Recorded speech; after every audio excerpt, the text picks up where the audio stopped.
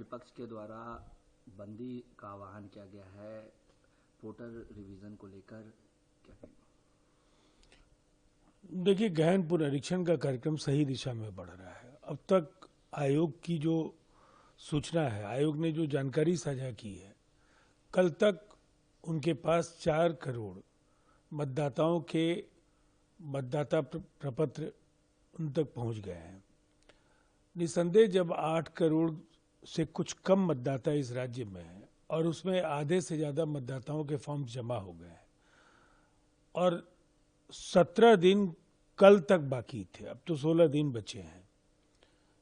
ये पूरी समयावधि जो है 2003 में भी 31 दिनों की ही थी और आज आयोग पहले से ज़्यादा हाईटेक हुआ है। राजनीतिक दलों का बूथ स्तरीय संगठन है। साथ साथ इलेक्शन कमीशन ऑफ इंडिया को हर पॉलिटिकल पार्टी ने बीएलएस की सूची सौंपी है। ये संख्या भी 2 लाख के आसपास है। कई कर्मचारियों को सहयोग करने के लिए बीएलओ के साथ जोड़ा गया है। ऐसे में ये कार्य कहीं से भी मुश्किल नहीं है।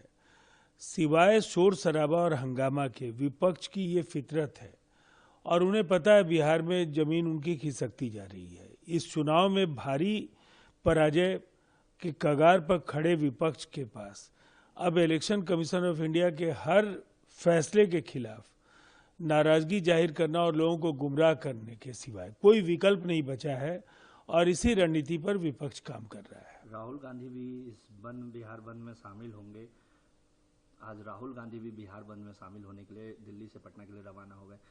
लगातार राहुल गांधी का बिहार दौरा हो रहा है और आज बंद में भी शामिल हो रहे हैं। देखिए, राहुल जी आए, तेजस्वी यादव सड़कों पर आए, जनता मतदाता पुनरीक्षण के कार्यक्रम में सहयोग कर रही है और जो शुरुआती तौर पर भ्रम की स्थिति पैदा करने का काम विपक्ष के नेताओं के द्वारा किया गया, अब लोग समझ गए हैं कि ये उन्हें भ्रमित करने के लिए विपक्ष के नेताओं के बयान आ रहे हैं। इसीलिए अब ये पूरे जोर शोर के साथ मतदाता इस अभियान में इलेक्शन कमीशन ऑफ इंडिया के अभियान को सहयोग दे रहे हैं। ज्ञानेश कुमार ने कहा है कि लोकतंत्र को मजबूत करने के लिए सटीक चुनावी रोल अपरिहार्य है। निसंदेह आज आयोग पहले के मुकाबले ज्यादा बेहतर तरीके से इस अभियान को संपन्न कराने में सक्षम है। उनके पास 98,498 बीएलओस जो नियुक्त किए गए हैं उनकी सूची है। राजनीतिक दलों के बीएलएस काम कर रहे हैं। अनेक कर्मचारियों को उन्होंने लगाया है और तकनीक की दृष्टि से भी आयोग 2003 के मुकाबले काफी बेहतर स्थितियों में है। बिहार में बढ़ते अपराध को लेके लगातार विपक्ष सवाल खड़ा कर रहे हैं। लगातार कहा जा रहा है कि ये कौन सा राज चल रहा है। देखिए, विपक्ष का काम शोर शराबा करना अगर केवल है तो वो करते रहे, लेकिन नीतीश कुमार जी के जो फैसले हैं उनसे उनका मुंह बंद हो जाना चाहिए। कल जिस तरह से 72 घंटे के अंदर पूरे जो गोपाल खेमका हत्याकांड की परत दर परत डीजीपी के प्रेस कॉन्फ्रेंस के दौरान खुल गई है और भी कई खुलासे होंगे। जो भी बिहार के अन्य इलाकों में घटनाएं हुई हैं उन घटनाओं के भी उद्भेदन हो रहे हैं और हत्यारों की या जो अपराधियों का जो संलिप्तता है उसको उजागर किया जा रहा है। पुलिस अपना काम बेहतर तरीके से कर रही है और पूरे मजबूती के साथ मुख्यमंत्री नीतीश कुमार जी ने अपराधियों के खिलाफ पुलिस को कार्रवाई करने के कड़े निर्देश दिए हैं। खुद मॉनिटरिंग कर रहे हैं, नतीजे दिख रहे हैं। गिरिराज सिंह ने बयान दिया है। गिरिराज सिंह का कहना है कि जो अपराधी घटनाएं हो रहे हैं वो कहीं ना कहीं सोची समझी साजिश के तहत इस तरह की घटनाएं की जा रही है और बिहार सरकार को बदनाम करने की कोशिश की जा रही है।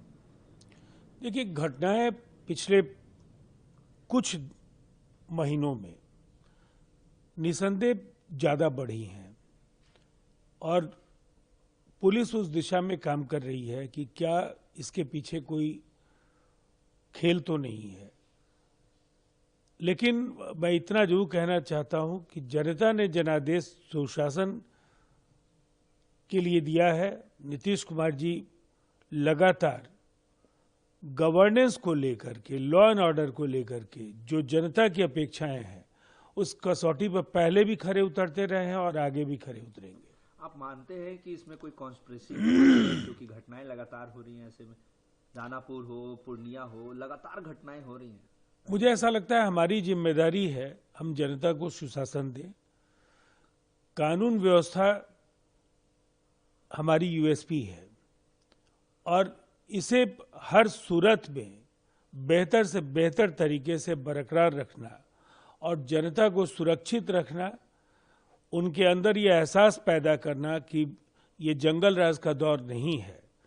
हालात पूरी तरह से बिहार के बदले हैं और यही वजह है कि लगातार दिन रात बिहार के मुख्यमंत्री नीतीश कुमार जी जो भी घटनाएं घटी हैं उनकी मॉनिटरिंग स्वयं कर रहे हैं और उसके नतीजे भी सकारात्मक निकल रहे हैं।